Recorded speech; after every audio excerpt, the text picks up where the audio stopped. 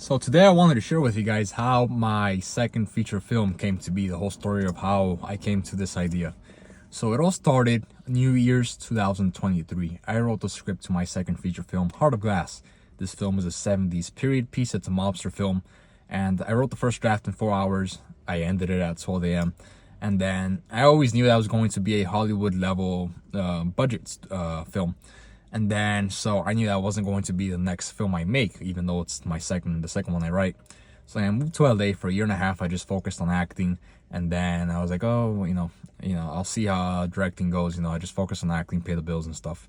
And then I came up with the idea for Rabbit Hole, which is my next film like this. So last October, I was doing short films on my phone, a Halloween one, a Scream one, a Jason one. And then I wanted to make an original one. So I thought about the idea for the slasher to look. The original mask was supposed to be a wolf mask, and it was going to be called Wolfman. And then I went to Spirit Halloween. I saw the mask in person, and I was like, you know what? This isn't the kind of creepy that I want for this short film. It wasn't hitting the spot. And then I saw the rabbit mask, which ended up being the mask I'm going to use in the feature. And I'm like, this is the mask that I feel matches the rest of the look for the character. So I shot the short film. It was 5 minutes long. And it was just, a cannibal guy in a rabbit mask. That's all I had for his backstory. And that's it. And then I was like, you know what? I really like this character look. I want to make an actual feature horror film around this character look and come up with a story. And so I came up with a story. And then I put it aside.